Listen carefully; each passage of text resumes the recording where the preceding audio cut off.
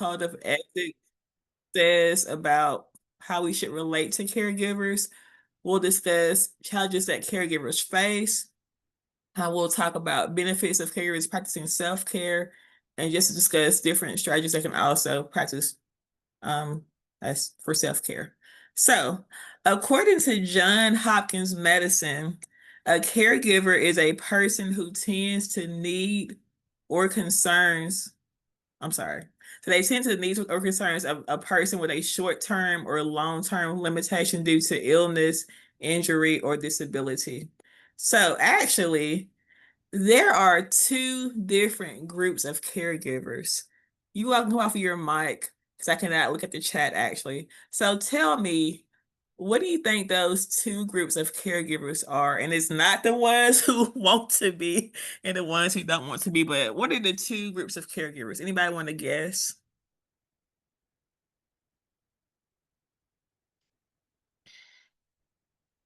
When I hear the word caregiver, I think of parents or those who are actually taking care of children. And then I also think of those who are taking care of like elderly loved ones or as you mentioned, loved ones or friends or family or whomever who may have an illness. Okay, thank you, Shantae. So you think about families and then those who are taking care of somebody that has an illness. Anybody else? What do you think those different groups of caregivers are? I'll take one more before I tell you all. Um, all right. So according to, why is it not working? My screen is frozen.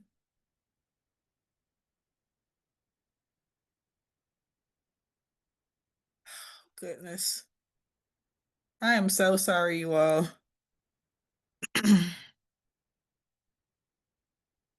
Okay. We have formal caregivers and we have informal. So a formal caregiver is like a nurse, certified nurse assistant. They're actually paid to be a caregiver or they volunteer in a professional setting to be a caregiver. So you have formal. And then we have informal. That can be a relative, partner, friend, neighbor. So it's anybody who knows someone and they provide care to that person. It could be an older adult, an adult that might have a chronic or disabling condition, or it could just be anybody that needs care. So that's informal. So for today's presentation, we're going to focus on informal caregivers. Okay. So family, friends, all of those who are being caregivers. So, as social workers, what do you think our ethical responsibility is to caregivers? I did not write this question correctly. I am so sorry, you all. Um, so somebody in the chat. Somebody said hired and unhired ones, paid and unpaid. Yeah, so we have our different values as social workers, right? So our first value is service. So the principle here is our primary goal is to help people in need and to address social problems.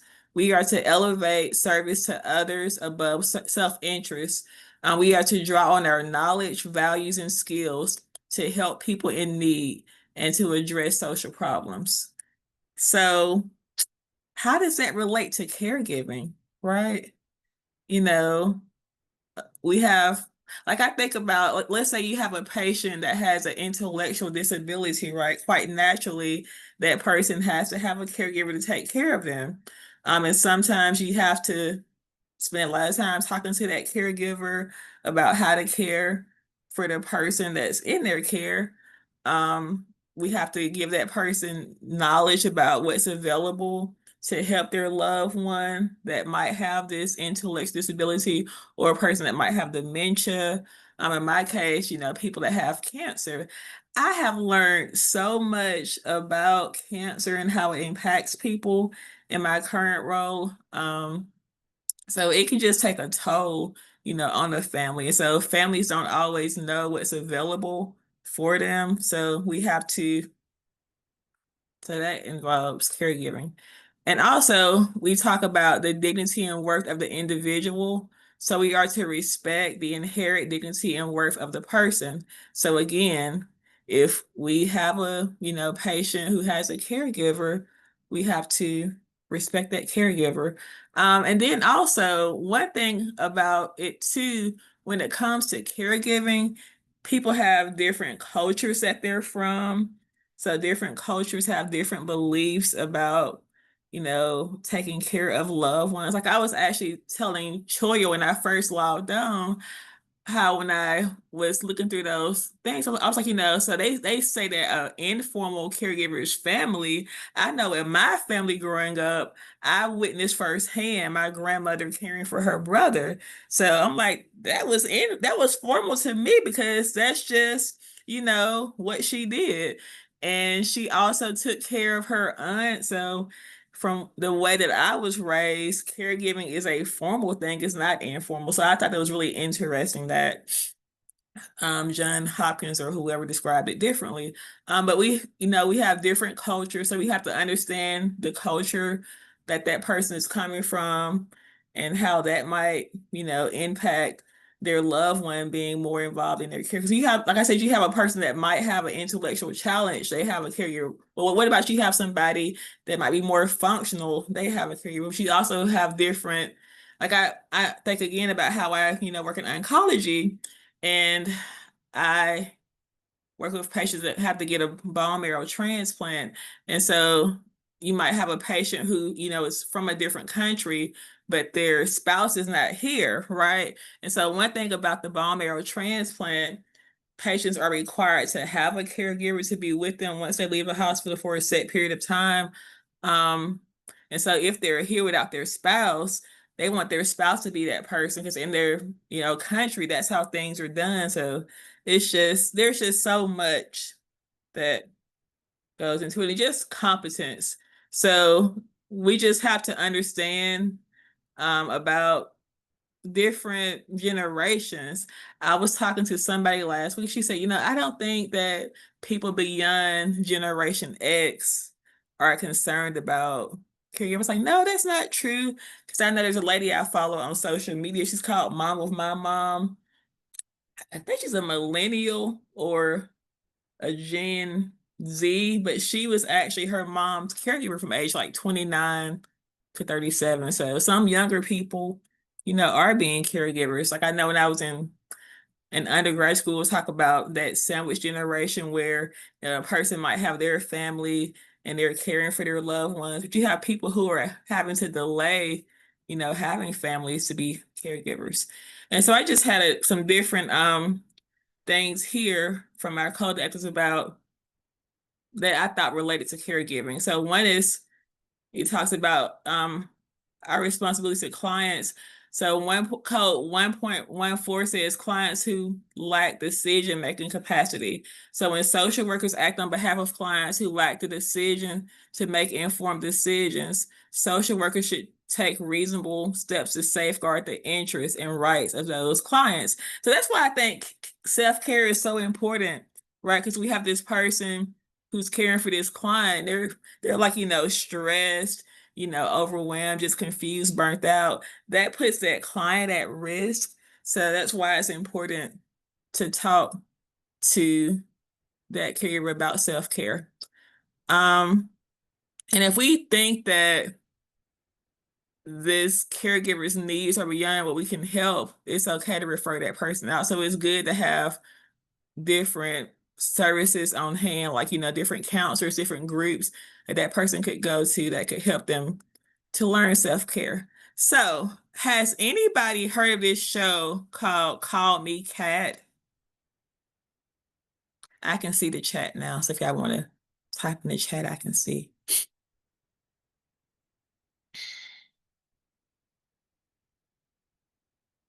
Nobody? Nope. Ellen said nope. So nobody has heard of this show before. Wait, so Lorraine said that she has heard of it.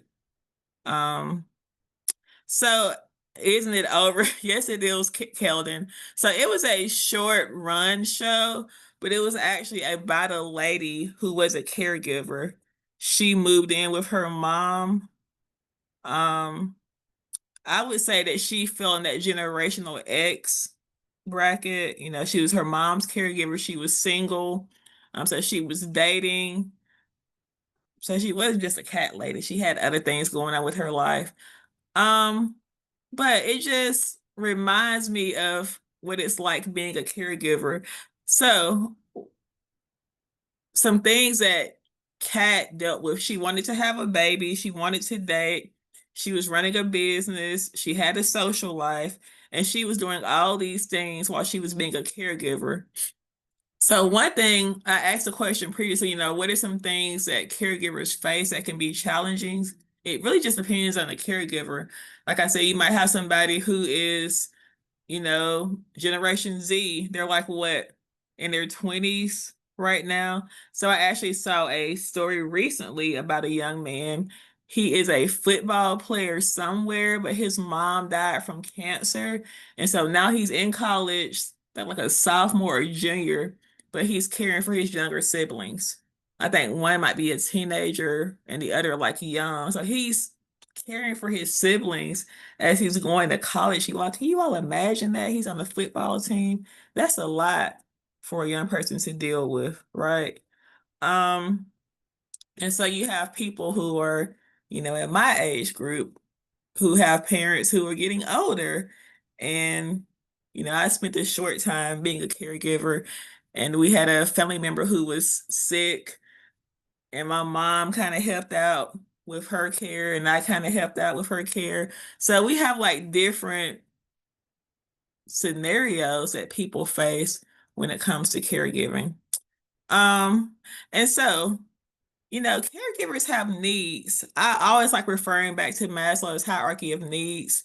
At the bottom, you have those physiological needs. So, just water, having a place to stay, food, medication, those just basic things. So that's just a personal need that everybody has. So just because you're a caregiver, it doesn't mean that your needs decrease. People have needs already, and caregiving just brings about more needs that they have, right? Then there's safety. So people need to have, money. That could be a form of safety, you know, appropriate medical care.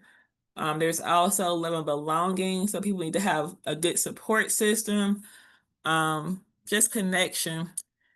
And then people need to feel like they're actually doing something significant that brings about meaning.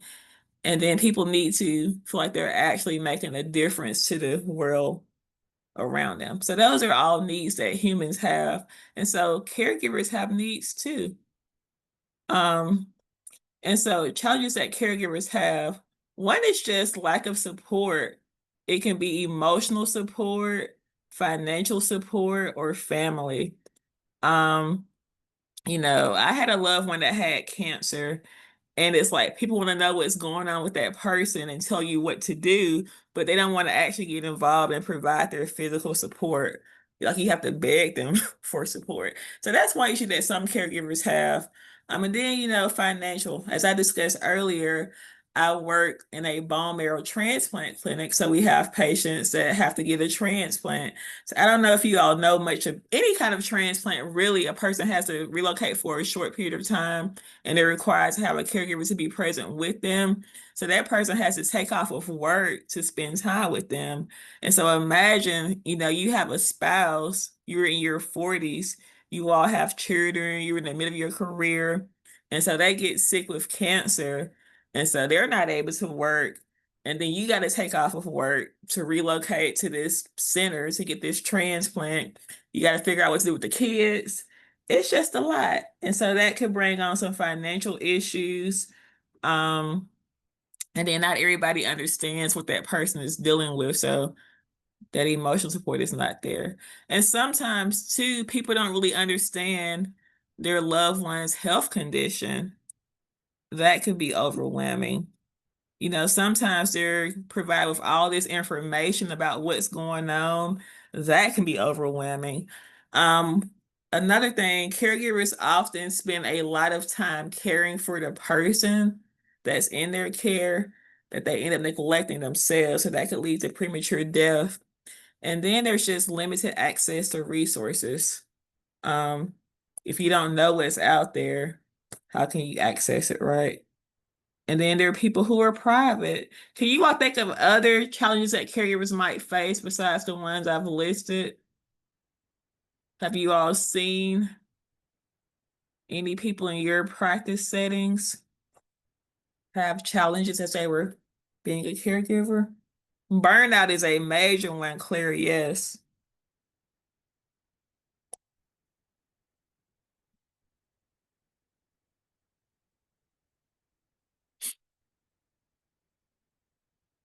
Yes, burnout is definitely one. And so there are actually assessments that caregivers can use. This one that I list here, let's see, somebody just said something.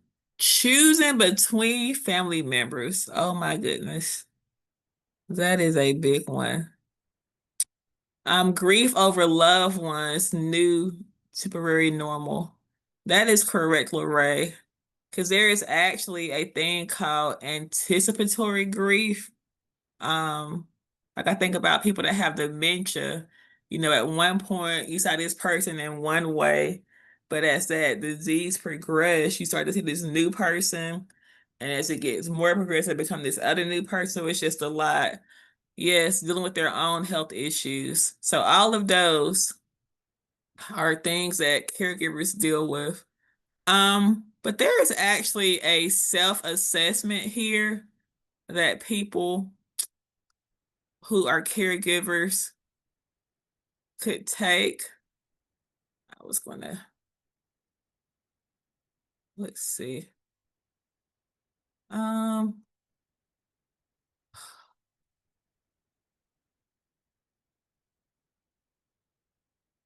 just share this with you all. So this is just a questionnaire somebody who's a caregiver could take. So during the past week, they can ask these questions, answer these questions to themselves. I mean, turn this into you. So one says had trouble keeping their mind off of what they were doing, had a hard time making decisions, felt useful and needed, felt lonely, they were edgy or irritable, had a crying spell, felt strained between work and family responsibilities, been satisfied with the support that their family has given them. So caregivers need support too. They're often the ones giving support, but they need that support as well. So they can rate how stressed they felt on a scale of 1 to 10, how healthy they feel they are. And then on down, they could just do a little bit more self-evaluation. Um, so they reverse score questions 5, and so they just score that. And depending on how they score, that would determine how overwhelmed they are with being a caregiver. Um, so that is one assessment that can be used. Yeah, so burnout is a big thing. Um, and so there are some actual benefits of caregivers doing their own assessment. So they're able to just reflect on their feelings, their personal symptoms and behaviors. Sometimes when people don't have that paper in front of them, it's kind of hard for them to identify what's going on. Once they have it in front of them, they're able to see, okay, this is what I was dealing with. And it just kind of helps them to put a name to what they were experiencing. It can help them to see their strengths and areas that they might need support in as a caregiver. Like I said, it can help them to just communicate what their needs are. And sometimes when we ask clients questions, they might be more intimidated, but they just have their own assessment. They're able to just reflect things on their own. Um, but then there could be some challenges too of self-assessment. People might not always be honest about what they're dealing with, or they might just normalize or minimize certain things. Um, let's see. Yeah, so I will share this slide too with you all once I'm done, so you all can go back and look at the different things I've mentioned. And so there's another assessment. This is more of what the professional would use. Um, I'm going to go back to my browser. Let's see.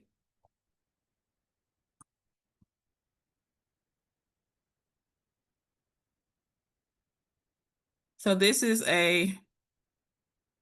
what the professional would use. So this breaks it down into four different areas for the caregiver. This is actually for people that have cancer, but it can be used for anybody, honestly. Um, so it says physical well-being. So in the past 7 days, they can rate how much they've experienced this symptom. So the first one is I have a lack of energy. So not at all, a little bit, somewhat, what, quite a bit, very much. So very much, of course, means like almost every day. Quite a bit is like, quite a few times during the week. Somewhat, maybe, a few days here. A little bit, probably like one day. They'll go through all these different questions. So they have pain. Um, and they have a question here. Are you currently taking any medications or receiving other medical treatments? And so, yes or no, if so, are you bothered by any side effects of the treatment? Are you forced to spend time in bed? And then there's social well-being. One thing about being a caregiver, it can be really isolating for people. So it's important to know how close they feel to their friends. Do they feel like they're getting emotional support? Um, so they have two things here. So feeling close to somebody and getting support are two different things, right? Because you can feel close, but not feel supported. That's interesting, right? Um, then it says my family has accepted the illness. A lot of times that caregiver, they've accepted the illness. And sometimes people don't tell their family about what's going on with them. Um, So you might have this couple, they've been married a long time, so they know their spouse has cancer, but they might not tell their children or their, extended family about what's going on. Um, so that can be a hard question to ask some people, or they might just be cut off from family due to like past things that have happened. Um, so they have, I feel close to my partner or the person who is my main support. I'm satisfied with my sex life. People might not be into me if their loved one has cancer. So, um, emotional well-being. So a person might feel sad. And then I am satisfied with how I'm coping with my family member's illness. That's a good question. I am losing hope in the fight against my family member's illness. I feel nervous. So these are just questions that you can go through. And usually they use these questions to kind of guide the therapy process. But you don't have to provide therapy to somebody who's a caregiver if that's not what your job title is, but it can just kind of help you to identify how this person might need support. Um, so yeah, those are some good questions. Um, so this just, discusses benefits of a social worker or healthcare professional assessing. So it allows us to assess for other issues that the caregiver might be having. Like a person might say, oh, my family is not accepting, my loved one's illness. That can help you to explore, further why that's an issue. Because a person might say, okay, they're not accepting, but how was that connection before this person got cancer, right? So people don't just, get sick and suddenly have family issues. That it doesn't happen that way. Usually something has happened before this person got this illness. And so the illness just kind of magnifies what's already there. So it can just kind of help you to identify what kind of support that person might need. So I was like, oh, nobody supports me, but nobody ever supported them. So just, identifying underlying stressors they have. Um, and it helps them to create a plan to address issues with burnout. Um, and then it can also help you to connect them to resources that might be available to assist them.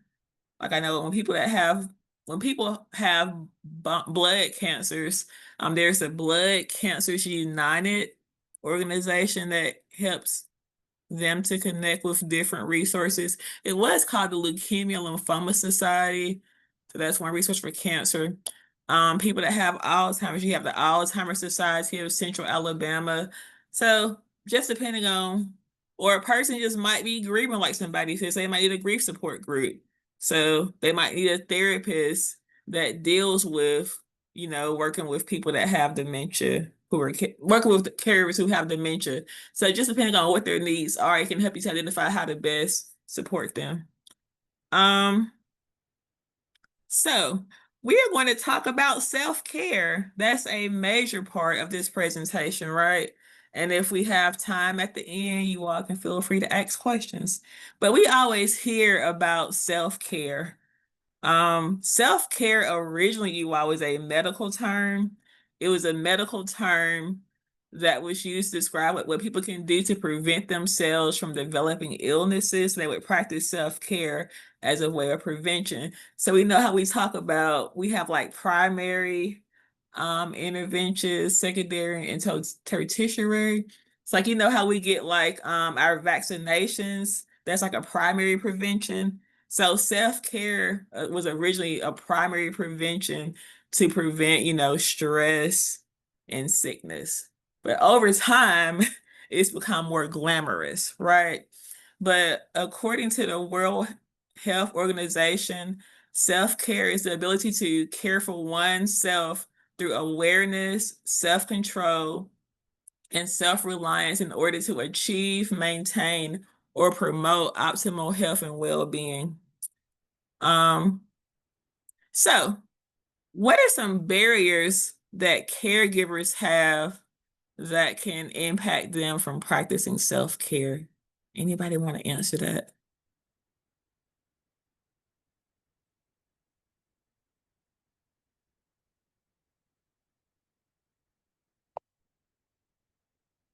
Time. That is a big one.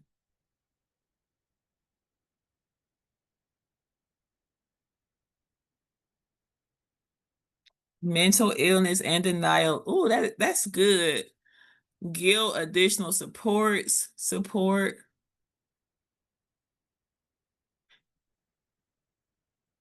finances, or feeling guilty. So that guilt is a big one. There is a such thing as caregiver guilt. People, they're afraid if they don't spend time with their caregiver, something might happen in their absence. Physical barriers, finances is one, support. So yes, all those things, support, finances. People are having to work, right? Health issues that are not attended.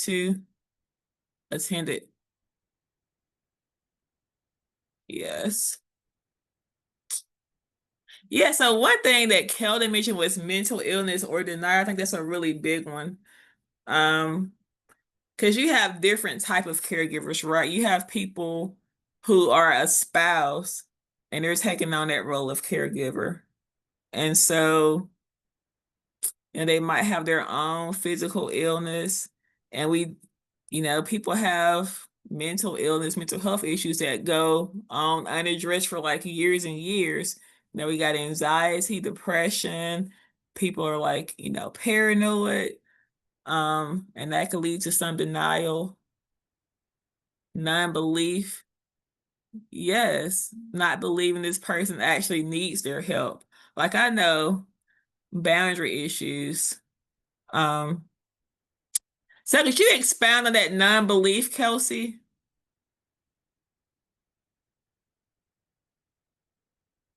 Boundary issues is a big thing because a lot of times caregivers don't know how to say no. They think that everything depends on them. And so it's hard for them to take care of themselves because they feel like that taking care of this person is taking care of themselves, which those are like two different things. It's possible to do both. Um, but you all have given some great answers. Oh, not believing in self-care. That is correct. Yes. People don't believe in self-care. Um, so there are actual benefits. So all what you all said are some barriers, but there are benefits of providing self-care. People who take time to care for themselves are able to provide high quality care for their loved ones. If you're stressed, burnt out, it's harder to care for a loved one. And so those caregivers tend to be more resilient and they're less burnt out. So, what are some ABCs of self-care? One is just to ask the person, what are your needs? I showed you all a while back Maslow's hierarchy of needs. Is it coming up again? Nope. Um, I showed you all a while back Maslow's hierarchy of needs. So at that bottom, you got physiological, right?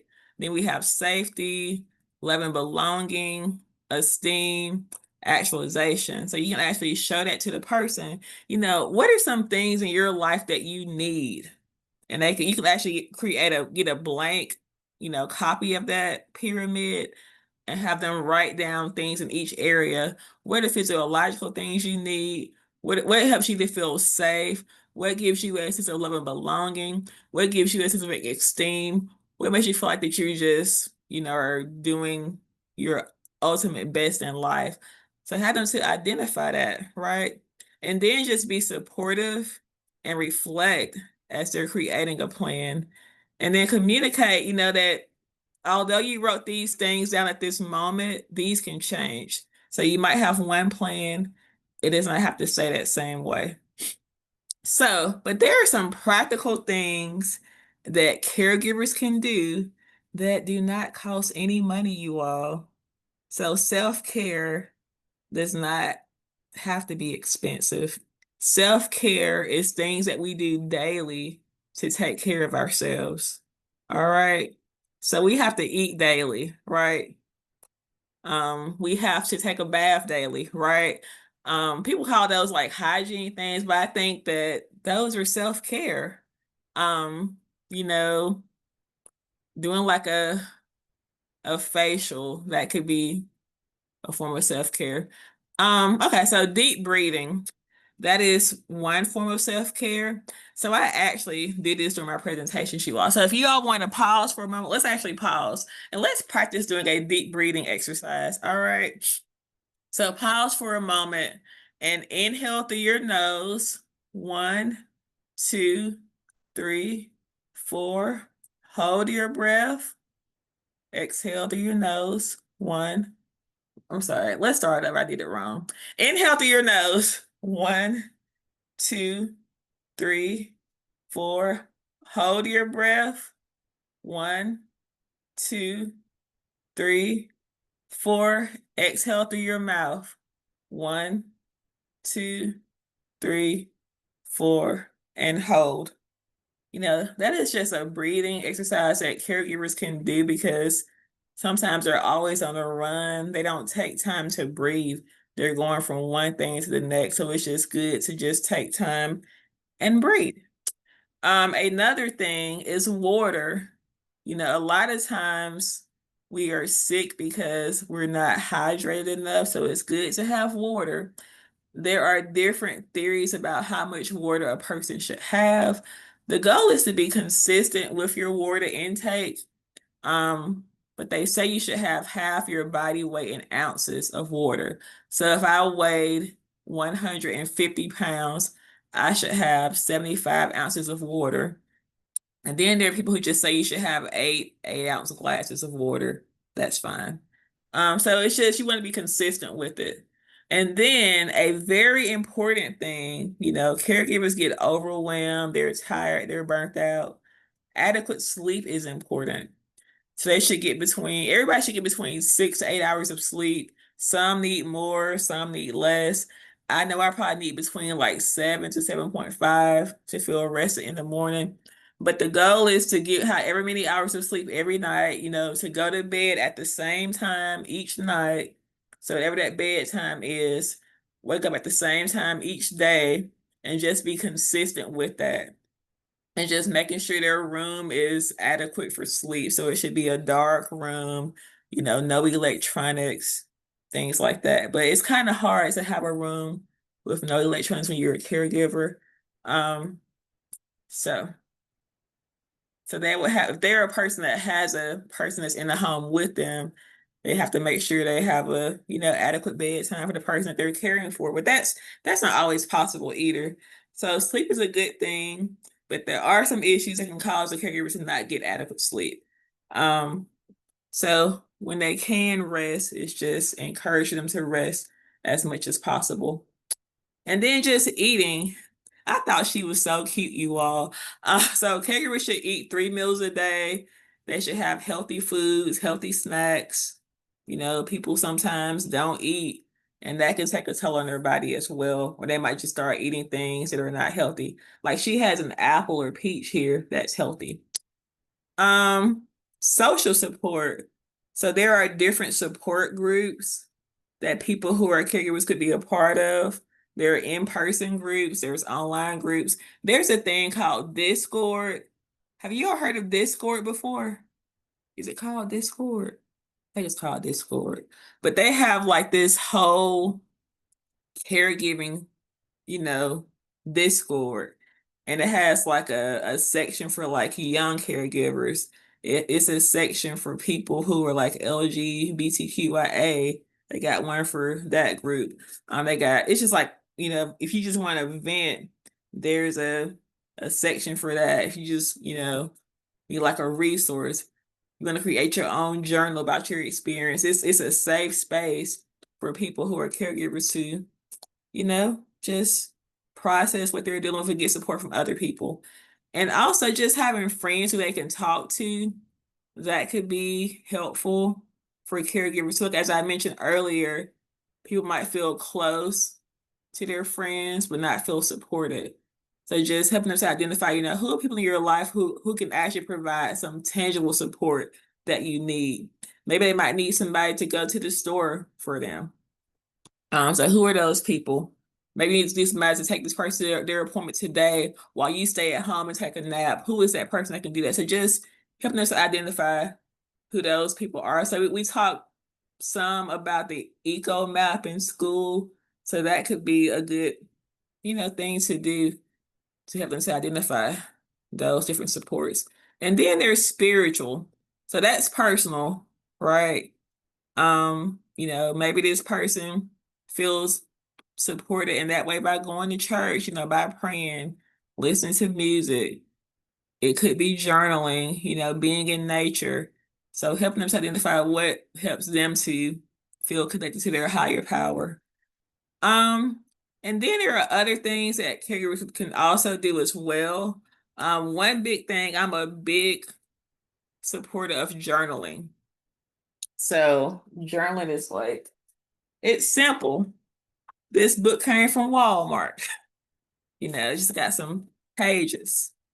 So a person can just, write about what their day was like. How are they feeling?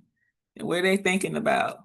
You know, what has happened this week that they're really proud about as far as being a caregiver? What are some things that have made them feel sad about being a caregiver this week?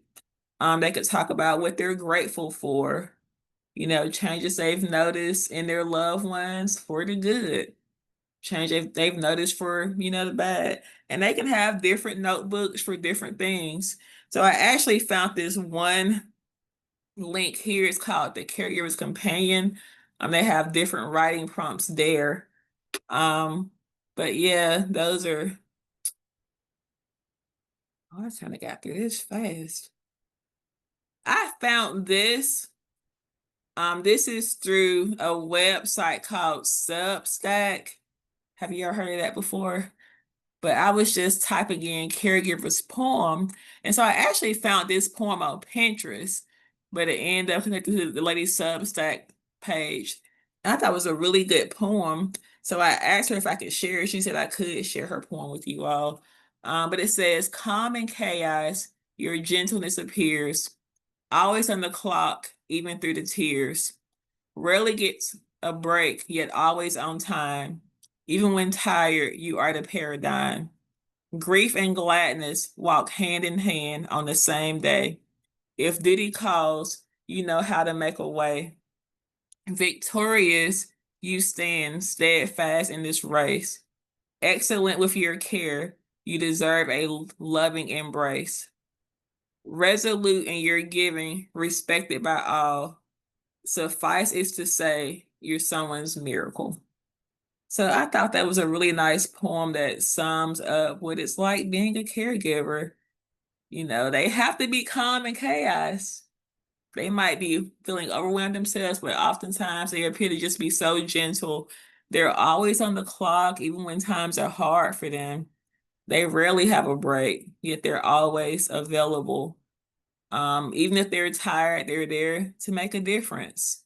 So, and I like this part too. It says grief and gladness walk hand in hand on the same day.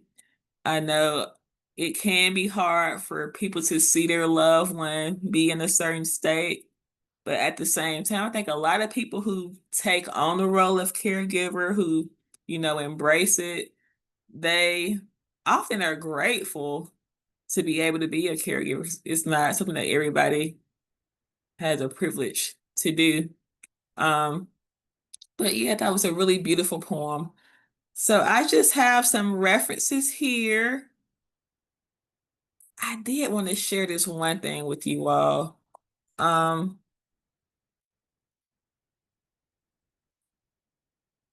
this was supposed to be in my presentation, but so this is a good thing for caregivers to look at too.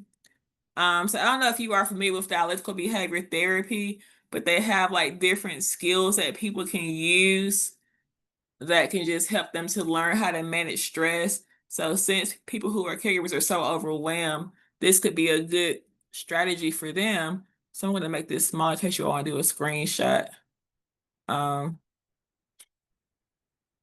So they could do a guided meditation. That's the imagine. So I like talking about this. So I think, a lot of times people have anxiety as carriers, thinking about the worst case scenario, but they could also think about the best case scenario too, or at least how they would like for a situation to go.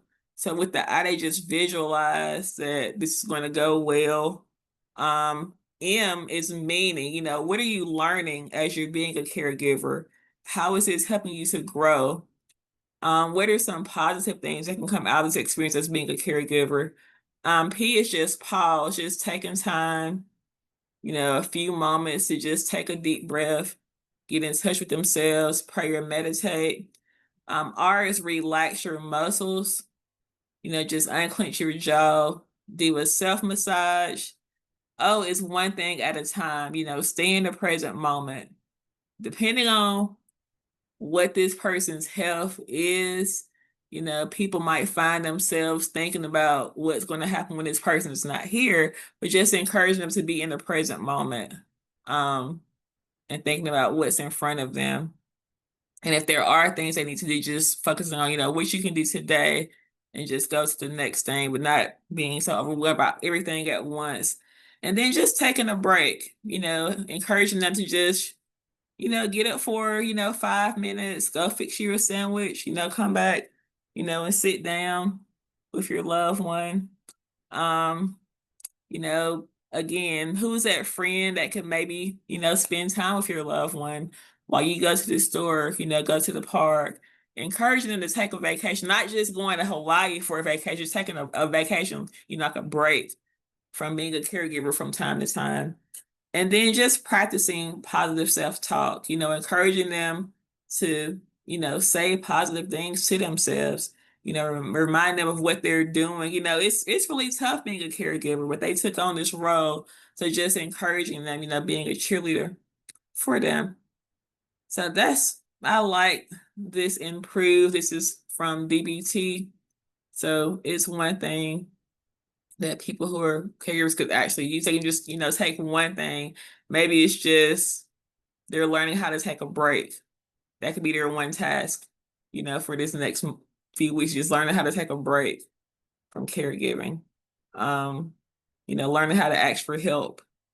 That could be their one thing. So just some practical tips that don't cost any money, right? Self-care does not have to cost a dime. It can be free. Um, but yeah, so these are other resources here. Um, and there's some really good books about caregiving. There's a one called The 36-Hour Day. It's more about having dementia.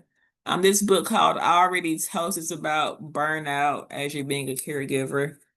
That's just some good books to look into. So, any questions for me?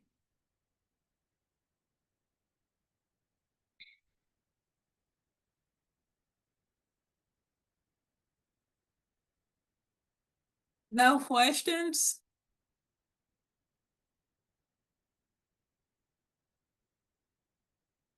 Okay, somebody put me in the chat.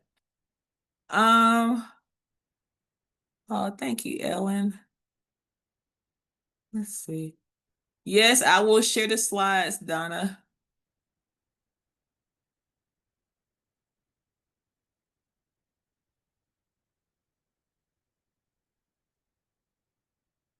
Thank you all for your kind words. Thank you all for what you do. Well, if there's no questions,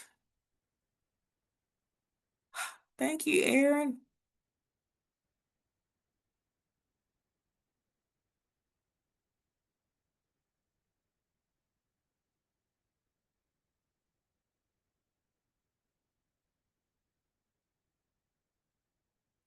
How would you support a caregiver in building a support system when they do not have one organically? Um, so support groups are really helpful, Lorraine. So depending on what their loved one's condition is, you can refer them to a support group. Like if that person, let's say they have a person that has dementia, there's the Alzheimer's Society of Alabama. I know I used to work in inpatient psychiatry, and we would refer people to the National Alliance on Mental Illness. So just, inform them when those groups are available and encouraging them to attend those groups. That could be something helpful. So just educating them about what's out there. Um, and just helping them to identify, so who are people in your life who you might want to um get support from. Yes, YouTube, Facebook, those are wonderful.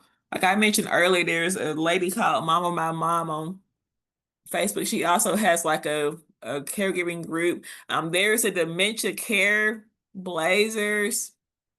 She's on YouTube. There is Dementia Darling. So just looking for if they're like into the internet, there's so much available out there. I mentioned so a really good one I thought was so having a hobby. So it does not that's a good point too, Monique. It doesn't have to always be about the illness. Maybe they want to just be around people that just disconnect from what they're doing with as a caregiver. So just what things are they interested in? Like there's like a group here called the League. Is it a Leisure League? So just helping us identify, what's available, what things they're interested in. Because the thing about support is you want it to feel like a reprieve. And I think people do want to feel connected. So being around those who, might have loved ones with dementia, that could be helpful, but sometimes that can be kind of overwhelming too. So just thinking about what um, yes, possibly break it down to specific area of need like nutrition, social support, and rate what is most important first. Getting that first one can get hope. That is correct, Donna. That's a really good point. Yes. Because there are people who might do really well with nutrition, but they just might feel isolated. So, but that's a good point about just identify what they're interested in and starting there.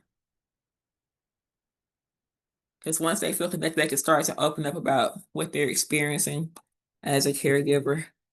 Um, well, as I said, I will share this slide with Choya so you all can look at it later on. But thank you all for attending. Have a great evening. All right, all right. Thank you so much, uh, Latasha, for your presentation. I did have one question I wanted to ask you before we end, and because you mentioned something before, and I actually am caring for three loved ones. Wow. My mother, who is in independent living, caring for her. My aunt, who is in a nursing home, she doesn't have any children, and so they're calling all the time. I gotta make an appointment with them because she's fell like 3 times.